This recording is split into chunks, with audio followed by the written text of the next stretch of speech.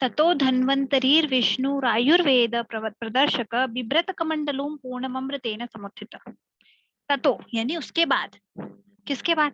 तो अमृत कलश के साथ धन्वंतरी की उत्पत्ति से जस्ट पूर्व, उससे ठीक पूर्व सुरा का प्राकट्य हुआ था समुद्र मंथन से।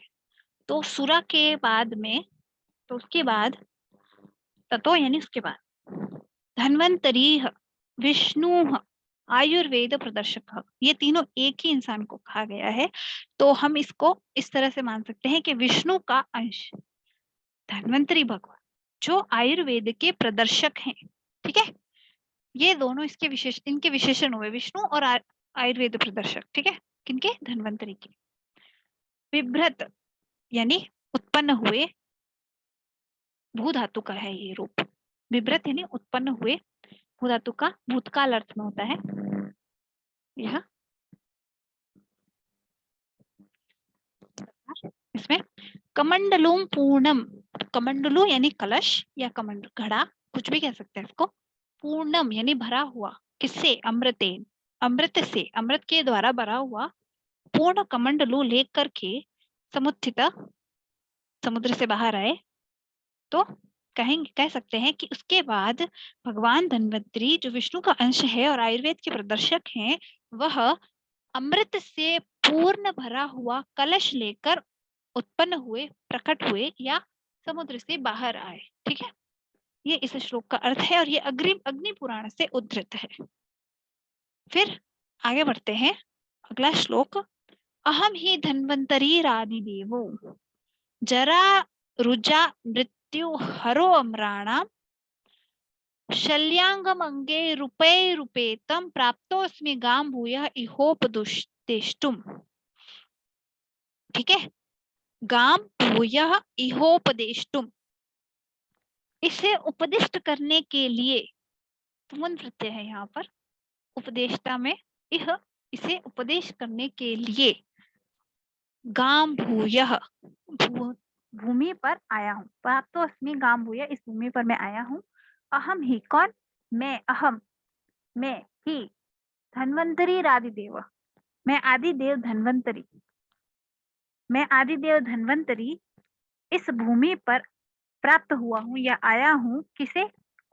इहोपदेष्टुम, यह उपदेश देने के लिए। क्या उपदेश देने के लिए?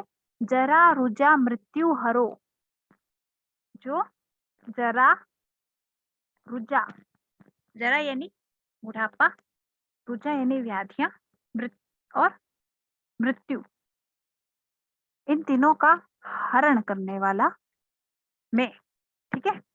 अमराणाम, अमराणाम यानी देवताओं की, ठीक है। शल्यांगम अंगे रूपे रूपेतम, शल्य अंग का मुख्य, उपदेश करने की।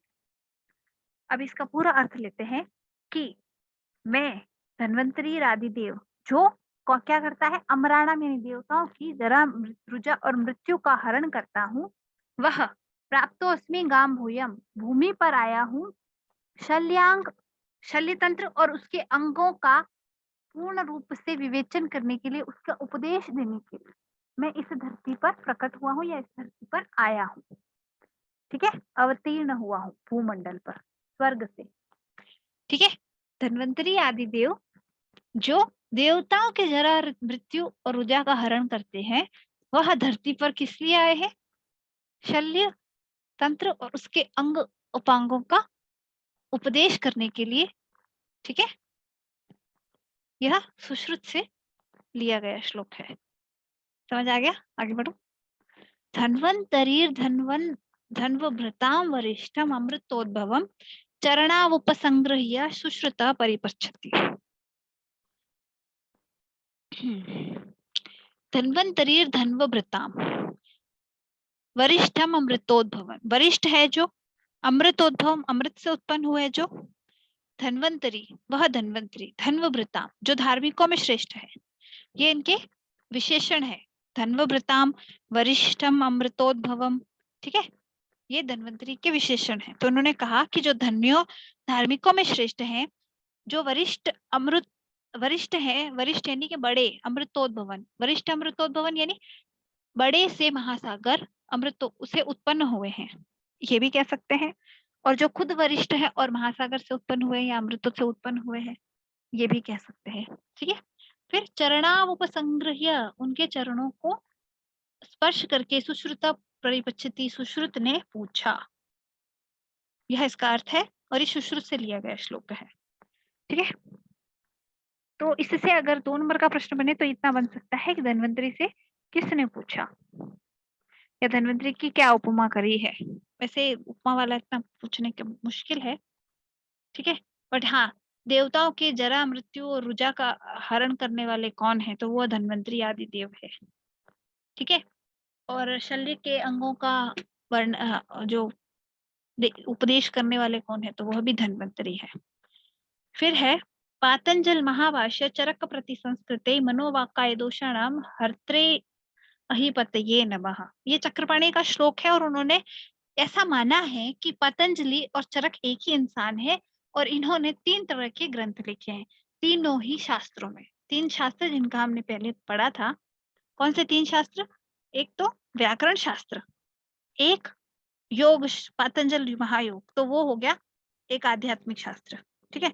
हमने 3 तरह के शास्त्र में पढ़े थे कि काय वाक बुद्धि, काय वाक और बुद्धि के मलों का हरण करने के लिए 3 तरह के शास्त्र चाहिए, एक व्याकरण शास्त्र, चिकित्सा शास्त्र और आध्यात्मिक शास्त्र। ये हमने पिछले अध्याय में श्लोक पढ़ा था।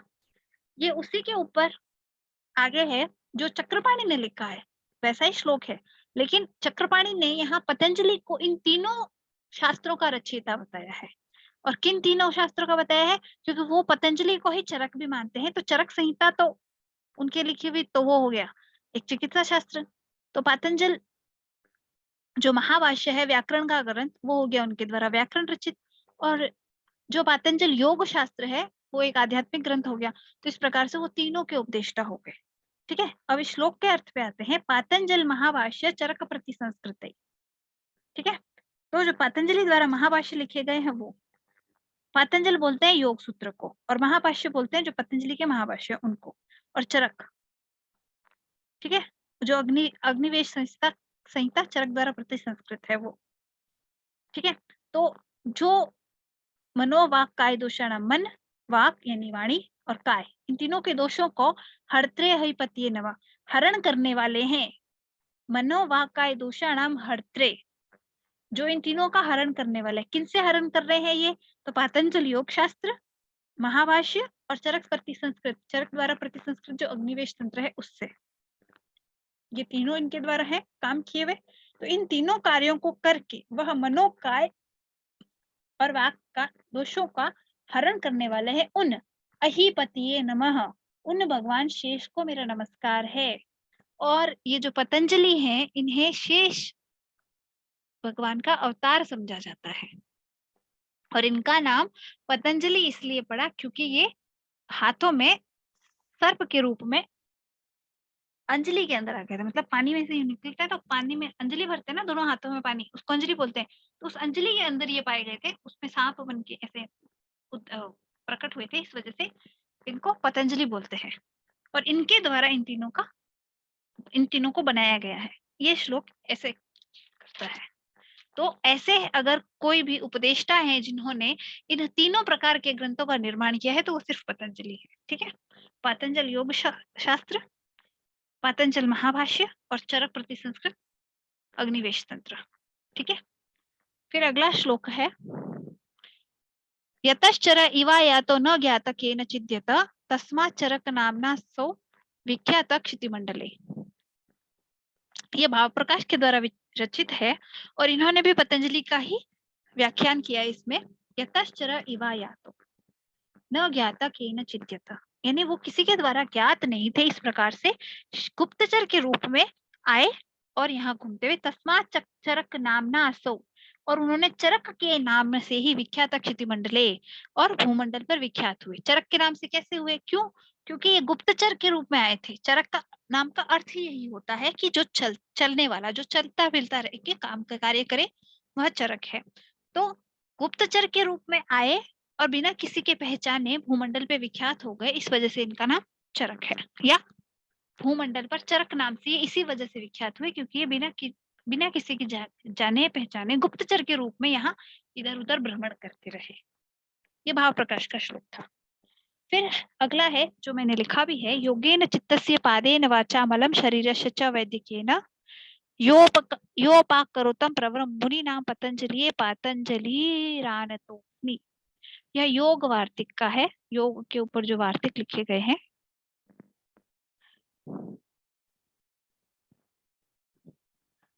ठीक है, योगेन चित्त से, योग से मन का, पादेन वाचाम पदों द्वारा, कौन से पद? महाभाष्य, व्याकरण से जो महाभाष्य लिखे थे उनके द्वारा, तो पदों के द्वारा वाचा मलम शरीर से च वैद्यकेन, वैद्य जो चिकित्सा शास्त्र है उसके द्वारा शरीर के मल को, यो अपाक करोतम प्रवरम, जिन्होंने दूर किया उनको, उन प्रवरम मुनि नाम, उन प्रवर मुनि को, कौन से मुनि? पतंजलि, प्रांजलि रानतोस्मि, अंजलि बद्ध प्रणाम करता हूँ। ठीक है, उन्हें मैं अंजलि बंद प्रणाम करता हूँ। किन्हें? प्रवर मुनि नाम पतंजलि, वह प्रवर मुनि पतंजलि को मैं अंजलि से अंजलि बद्ध प्रणाम करता हूँ। ठीक है, और क्यों करता हूँ? क्यों? जिन्होंने, और उसके और क्या लिखा है? जिन्होंने क्या किया है? योग द्वारा चित्त का, ठीक है, व्याकरण द्वारा वाचन, वाचनी वाणी का, ठीक है, और वैद्य शास्त्र द्वारा शरीर का मल जिन्होंने हटाया है, उन प्रवर मुनि पतंजलि को मेरा अंजलि बद्ध नमस्कार है। ये इसका अर्थ है। ठीक है, तो ये जो तीन अलग अलग हमारे शास्त्र हैं, उन तीनों का जिन्होंने किया है वो है पतंजलि। ठीक है, फिर है अगला श्लोक, यथा सिंहो मृगेन्द्राणाम यथा अनंतो भुजंग में देवानां च यथा शंभुस् तथा त्रेयोस्ति वैद्यके। ठीक है, कैसे? इसमें ये हारित का श्लोक है और यहाँ अत्रेय की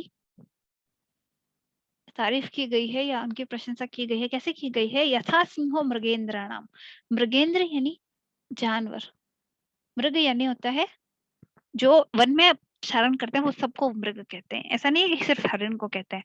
मृग यानी जो वन में चरण करते हैं वो, और मृगेंद्र यानी अलग अलग वन में जो अपना क्या करते हैं? आधिपत्य स्थापित करते हैं, जो शासन करते हैं, वो मृगेंद्र। और उन मृगेंद्रों में भी सिंह श्रेष्ठ है।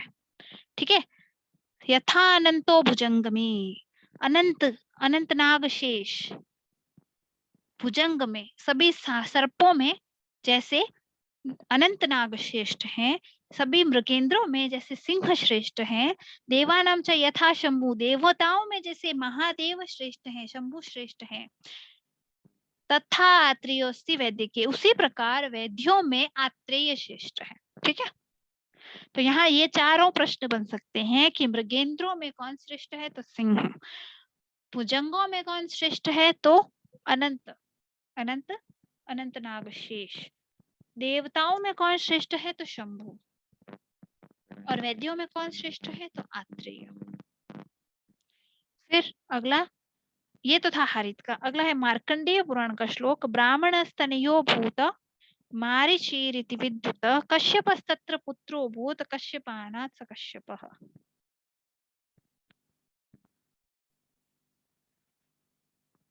ठीक है, ब्रह्मणस्तनो तनयो भूत मारीचीरिति विद्युत।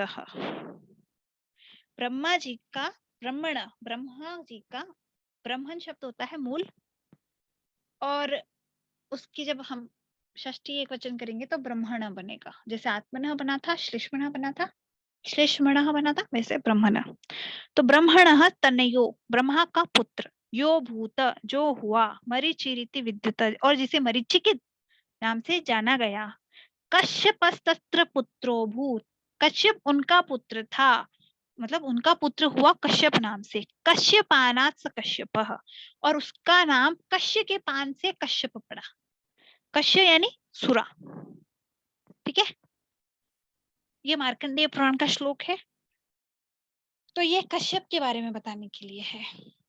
कश्यप संहिता है ना जो हमारी, उसके फिर है अत्रि कृत युगे वेद्यो द्वापरे सुश्रुता स्मृत कलौ वाग्भट्ट नामा च गरिमात्र प्रदर्शिते। तो कृतयुग यानी सतयुग के अंदर कौन थे वेद्य? अत्रि। ठीक है। द्वापर में सुश्रुत थे।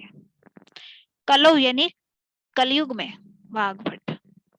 गरिमात्र प्रदर्शिते, ये वैदिक प्रणेताओं की महिमा बतलाई जा रही है। ये सब कुछ क्या थे? इन सब की गरिमा बता दी गई है। कहां से? कृतयुग से लगाकर कलयुग तक सभी वैद्यों की गरिमा बता दी गई। यहाँ एक लाइन तो ये प्रदर्शित हो जाएगी, इसी के साथ चैप्टर खत्म हो रहा है।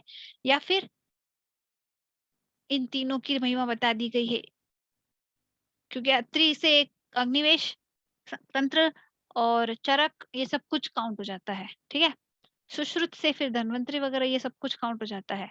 वाग्भट से पीछे बचा है जो सारा काउंट हो जाता है। तो इस तरह से इन तीनों का नाम लिखकर भी गरिमा पूरी प्रदर्शित हो जाती है। तो इस श्लोक में भी ये काम हो सकता है। और इस श्लोक को लास्ट में डालने का रीजन है कि पूरे चैप्टर का भी ये लाइन अच्छे से बता देती है कि महिमा मंडन हमने सभी जो गुरु थे या जो वैद्यक थे, वैद्यक प्रणेताएं, वैद्यक प्रणेता यानी चिकित्सा ग्रंथ लिखने वाले जो मुनि है या ऋषि है वो। ठीक है। ये हारित का श्लोक है।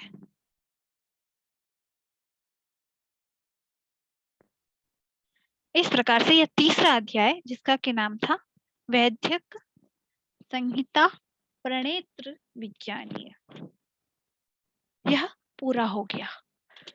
चतुर्थ अध्याय का नाम है चिकित्सा महात्म्य विज्ञानीय।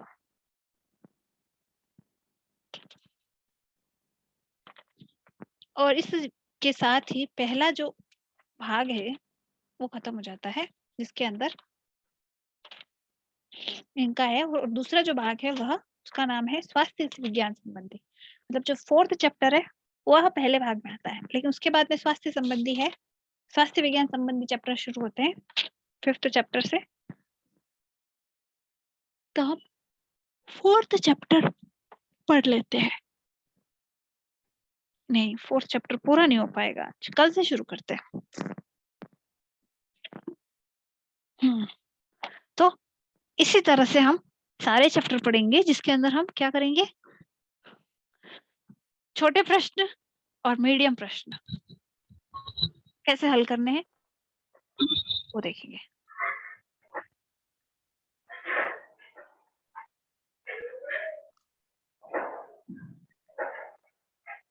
अतुल,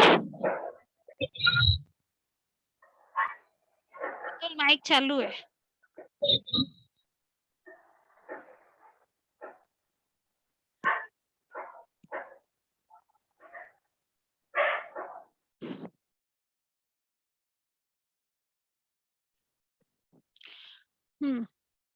अब तक जो 3 चैप्टर पढ़े उनसे कोई सवाल या उसमें पढ़ाने में कोई तरीके में चेंज करना का वो हो तो बताएं, क्योंकि इस स्पीड के अकॉर्डिंग 2 और क्लास होगी और वैदिक के सुभाषित साहित्य हम फिनिश कर पाएंगे।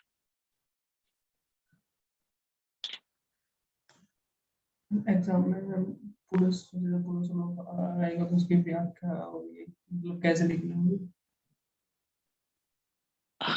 समझ नहीं आया, एक मिनट, मुझे सारी आवाजें मिक्स हो गई, फिर से बोले क्या क्या कैसे लिखना है? जैसे एग्जाम में एक श्लोक आया पूरा, तो उसका मतलब संदर्भ, व्याख्या, पद, पदांश कैसे लिखते हैं कि प्रस्तुत पद, पाठ्य पुस्तक, ऐसे ऐसे करके। सिंपल के हमें याद, ये संदर्भ में हमेशा ये लिखा जाता है कि उसको लिया कहाँ से गया है। ठीक है। हिंदी में सिंपल सिंपल लिखे लिए लिखना है कि इसको इस पुस्तक से लिया गया है।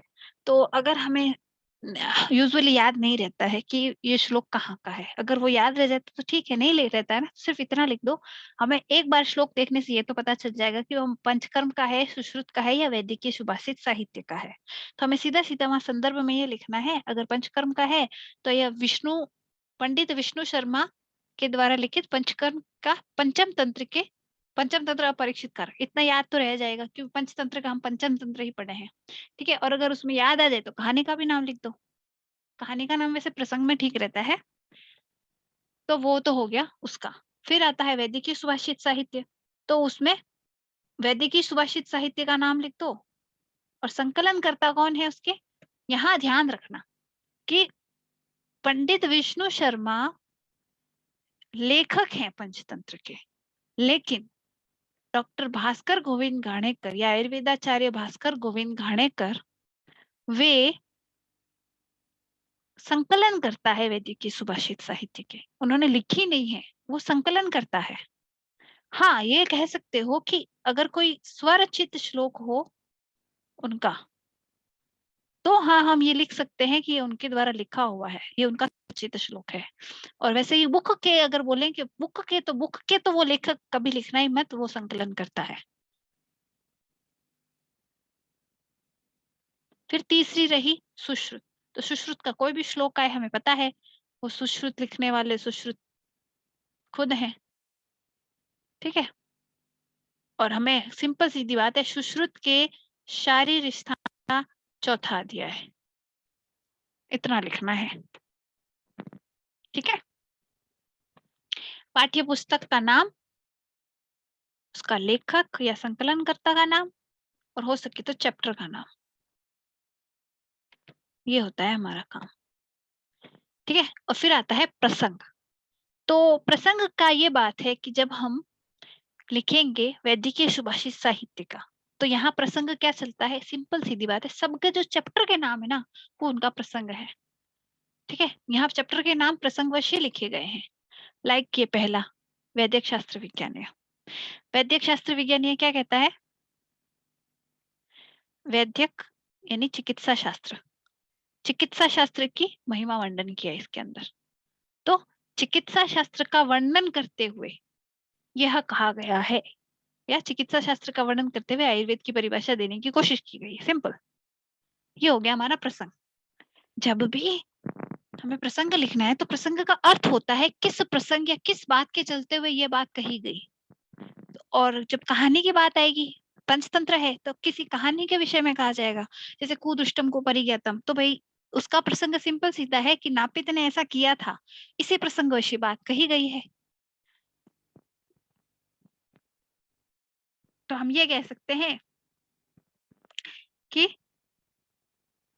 जो हमारे क्या नाम था उसका, श्रवण कथा थी, शपणक कथा, तो शपणक कथा में नापित द्वारा किए गए, द्वारा बिना सोचे किए गए कर्म को बताने के लिए यह उस प्रसंगवश यह बात कही गई थी।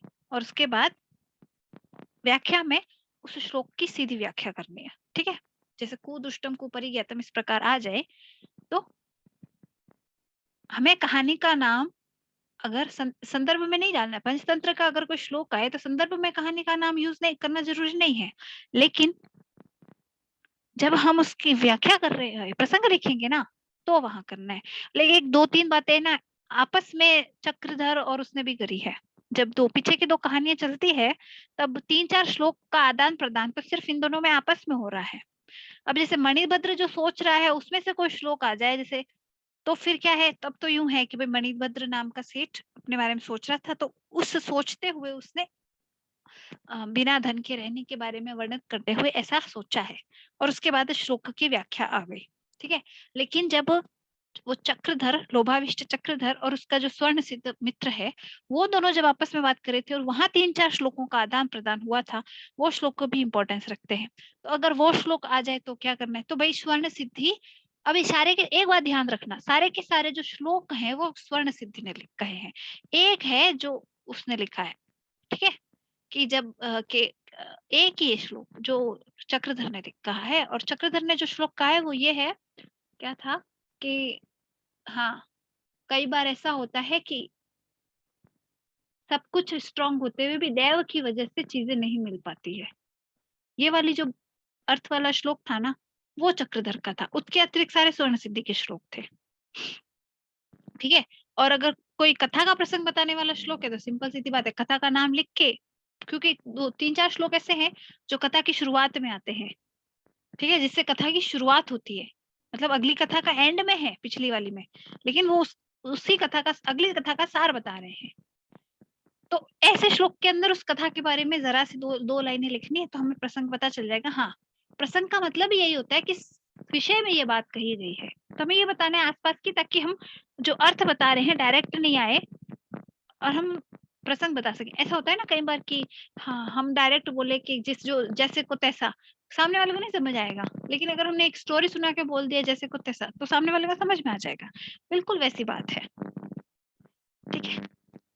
तो इस वजह से प्रसंग लिखना जरूरी होता है और कोई रीजन नहीं है। इससे क्या है कि व्याख्या अच्छे से समझ में आती है। कई बार ऐसा होता है प्रसंग को अलग से न लिखकर व्याख्या में भी हम निबद्ध कर देते हैं, लेकिन क्या है कि हम कई बार उत्तर को आकर्षक बनाने के लिए उसमें अधिक से अधिक पॉइंट डालना चाहते हैं, तब हम संदर्भ, प्रसंग, व्याख्या ऐसे अलग अलग पॉइंट बनाते हैं। इससे क्या वो आकर्षक दिखता है, ठीक है। और अतुल का प्रश्न है निदान स्थान और विमान स्थान में क्या है। निदान स्थान में, जैसे माधव निदान के बारे में मैंने बताया था, डायग्नोसिस, प्रॉपर डायग्नोसिस को हम निदान कहते हैं। ऐसा होता है ना निदान केंद्र, और इंग्लिश में लिखा होता है डायग्नोस्टिक्स, सिंपल। उसमें 8 अध्याय है और ज्वर से शुरू होता है, और ये चरक का बता रही हूँ, और भी में है। और वो सब के सब क्या करते हैं कि ये लक्षण होते हैं और इस तरह से पहचाना जाता है रोग को, वो सब कुछ बताने का काम निदान स्थान का है, ठीक है। निदान में 2 तरह का अर्थ निकलता है। इस शब्द के 2 तरह के अर्थ हैं। पहला अर्थ है निदान सेवन, जिसे हम कहते हैं, यानी किस कारण से रोग हुआ उसको भी निदान कहेंगे। और दूसरा, उसकी डायग्नोसिस कैसे करेंगे उसको भी निदान कहेंगे, ठीक है। और इन दोनों का वर्णन निदान स्थान में मिलेगा, ठीक है। फिर है विमान स्थान। तो विमान स्थान मात्र चरक में मिलता है, ये चरक जैसी जिसकी संगठना है उनमें मिलेगा। और विमान स्थान के अंदर जनरल वो चीजें जो ना चिकित्सा में डाली जा सकती है ना निदान में डाली जा सकती है, उनका वर्णन है। जैसे चरक के निदान में 8वां अध्याय तो पूरा का पूरा शास्त्र वगैरह इसके ऊपर है और बहुत ही लेंथी है। जो पहला है लोगों का, और तीसरे में जनपदोध्वंस है। तो ये जो सिंपल थ्योरीज होती हैं उनके बारे में है विमान स्थान चरक का। सिर्फ विमान स्थान चरक में ही है, ना ना अष्टांग, हृदय या संग्रह में है, और ना ही सुश्रुत में है, सिर्फ चरक में पाया जाता है। इंद्रिय स्थान भी चरक में है। इंद्रिय स्थान में जो मैटर है वो चरक ने सुश्रुत में ऐड कर दिया, सॉरी सुश्रुत ने सूत्र स्थान में ऐड कर दिया है, और अष्टांग ने उत्तर में ऐड किया है। अरिष्ट विज्ञानीय बोलते हैं जिसको, वो इंद्रिय स्थान में है। अरिष्ट है, चरक ने इंद्रिय स्थान के 12 अध्यायों में अरिष्ट को डाला है, और सुश्रुत ने वही अरिष्ट सूत्र स्थान में ऐड किए हैं, और अष्टांग में वो उत्तर स्थान में ऐड किए हुए हैं। सबका अलग अलग संगठन है। तो ये होता है निदान स्थान और विमान स्थान में। पर फिलहाल हम आते हैं वैदिक सुभाषित साहित्य और संस्कृत वालों पर। तो उसमें सिंपल सीधी बात यह है कि जब भी कोई श्लोक आए तो अगर हमने अच्छे से देखा हुआ है चीजें तो हम पहचान जाएंगे कि वो कहाँ का है। एक चीज देखी होगी कि वैदिक सुभाषित साहित्य के श्लोक बिल्कुल इजी है व्याख्या करने के मामले में। जब निद्रा वगैरह, तंद्रा, इन सब की परिभाषा इस तरह के श्लोक आए, ठीक है, जागृत यानी मिलित, वो हृदय, हृदय के स्थान वाला वह वाला श्लोक आए, वो सब कुछ सुश्रुत के हैं, ठीक है। शारीर, शरीर की संरचना, इससे से रिलेटेड अगर कोई भी श्लोक है तो वो सुश्रुत वाला है, ठीक है। और इन सारे ग्रंथों से रिलेटेड है तो वो सब वैदिकी से आएंगे, ठीक है। और वहीं अगर जीवन में शिक्षा देने वाला श्लोक है तो पक्का पंचतंत्र का होगा। पहचानना मुश्किल नहीं है। पंचतंत्र में याद रखने वाली बात है पंचम तंत्र, अपरीक्षित कारक और कहानियों के नाम, ठीक है। फिर वैदिक सुभाषित साहित्य में तो जैसे पढ़ेंगे चैप्टर के नाम याद हो जाएंगे, चिंता मत करो। और सुश्रुत का तो शरीर का 4वां अध्याय है, नाम हमें पता ही है। इस तरह से हम संदर्भ और प्रसंग इजीली लिख पाएंगे, उसमें दिक्कत नहीं आएगी। अगर व्याख्या लिख आ रही है ना उस श्लोक की, तो संदर्भ और प्रसंग हम इजीली लिख पाएंगे, क्योंकि जैसे हम उसका अर्थ जानेंगे ना, हमें याद आ जाएगा कि ये किस प्रसंग में कहा गया था।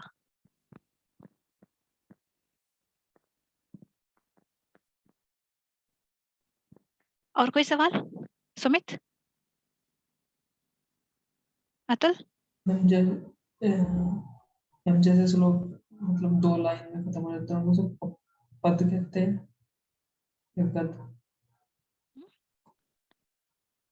श्लोक 2 लाइन में हो तो वो पद कहलाता है। पद, पद है ना, इसे या कहते हैं सुप्तिगंतम पदम, पद की परिभाषा है, ये पद है। षड ये मूल शब्द है, जब इसमें सुप प्रत्यय लगा अभ्यास तो बना षड्व्यय, ये एक पद है। ठीक है, और एक होता है वाक्य, जिसे हम वाच्य भी कह सकते हैं। वाच्य या वाक्य एक पदी भी हो सकता है। ठीक है, यानी मिनिमम टू मिनिमम एक पद का वाक्य पॉसिबल है संस्कृत के अंदर, और किसी में एक पद का वाक्य नहीं होता है। संस्कृत में एक पद का वाक्य पॉसिबल है, सिर्फ एक क्रिया हो तो एक पद का वाक्य हो जाएगा। ठीक है, जैसे राम क्या कर रहा है, तो पठती, पढ़ रहा है, सिंपल, खत्म। इतना वाक्य संभव है, क्रिया होनी आवश्यक है। ठीक है, तो पद का भी वाक्य संभव है संस्कृत में, लेकिन वाक्य के अंदर पदों में 3 चीजें होनी जरूरी होती है: आकांक्षा, योग्यता और सन्निधि। आकांक्षा और योग्यता पदों में होना तो हम समास में थे तब भी था, लेकिन सन्निधि जो होती है वह वाक्य के लिए आवश्यक है। सन्निधि का मतलब क्या होता है? सन्निधि का सिंपल मतलब है कि आसपास होना। अगर मैं बोलूं रामः अभी और गच्छति बोलूं 2 घंटे बाद, तो रामः गच्छति नाम का वाक्य नहीं बनेगा, सन्निधि नहीं है, इसलिए उस वाक्य का अर्थ भी नहीं होगा। लेकिन अगर मैं उनको अभी के अभी दोनों शब्द एक साथ बोलूं रामः गच्छति, तो वह वाक्य है।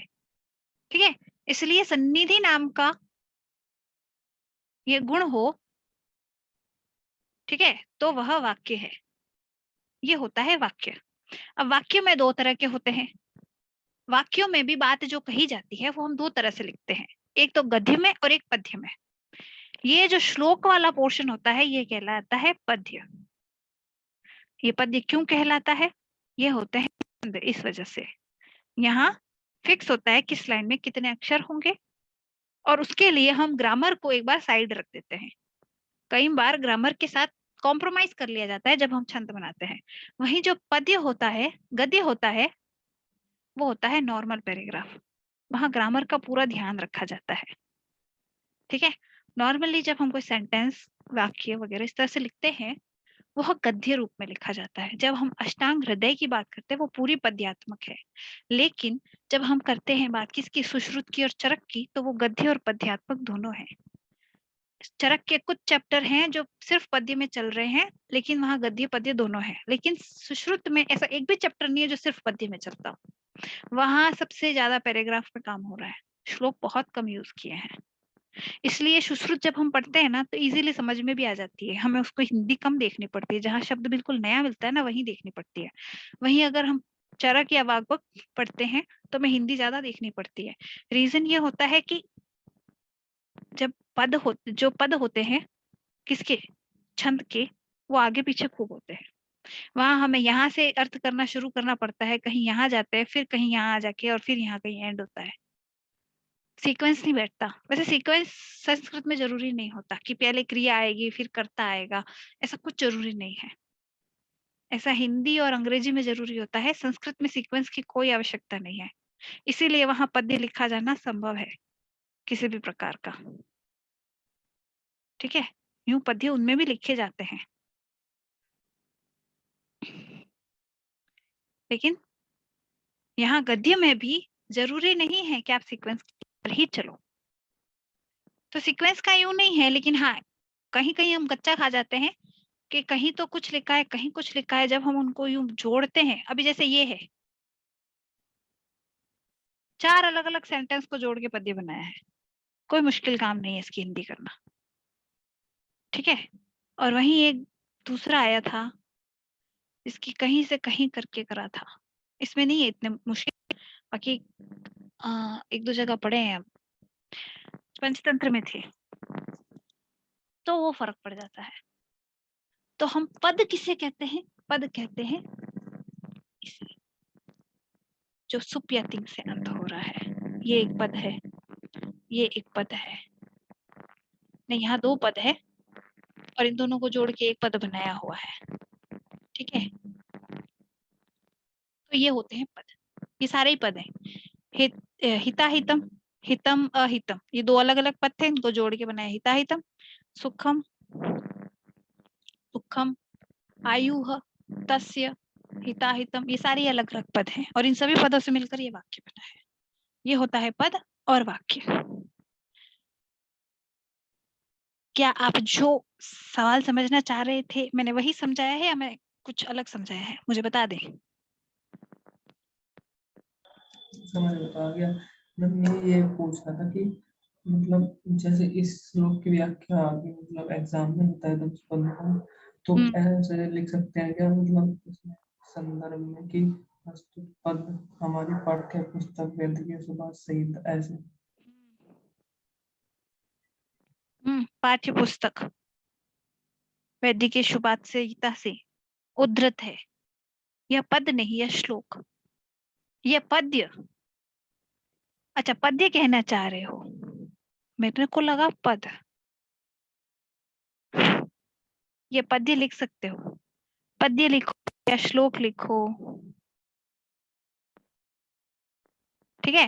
और अगर सूत्र आ जाए तो वो लघु सिद्धांत कौमुदी से होगा, ठीक है। अगर सूत्र आ जाए व्याख्या करने के लिए तो वो लघु सिद्धांत कौमुदी से होगा मोस्ट ऑफ। अगर वो वार्तिक है, महाभाष्य है, कुछ भी है ना, तो भी लघु सिद्धांत कौमुदी लिख देना, क्योंकि उसमें सब कुछ इंक्लूडेड है। वो है तो मूल रूप से तो वो होता है पाणिनि अष्टाध्यायी का, अगर वो सूत्र है नॉर्मल, और वार्तिक है तो उनका, और महाभाष्य है तो पतंजलि का, वार्तिक है तो कात्यायन का। लेकिन जब लघु सिद्धांत कौमुदी आती है ना सिलेबस में, तो सब कुछ वहीं से आता है, ये ध्यान रखना। लघु सिद्धांत कौमुदी लिख देना, काम हो जाएगा। अगर सूत्र है तो व्याख्या में, तो व्याख्या के अंदर ये ध्यान रखना, वहां सूत्र लिखना। जब सूत्र हो तो सूत्र, श्लोक हो तो पद्य या श्लोक, और अगर पैराग्राफ लिखा हो तो गद्य या गद्यांश, ठीक है।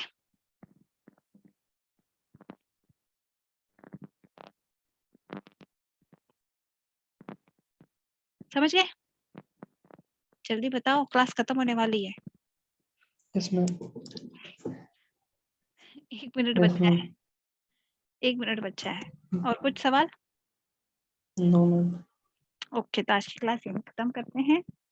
Good night. आगे हम इसमें और कंटिन्यू करेंगे, और इस तरह के पेपर से रिलेटेड और सवाल आए तो मुझसे पूछ लेना नेक्स्ट क्लास में, या जब भी आए तब भी पूछ लेना। Okay, good night.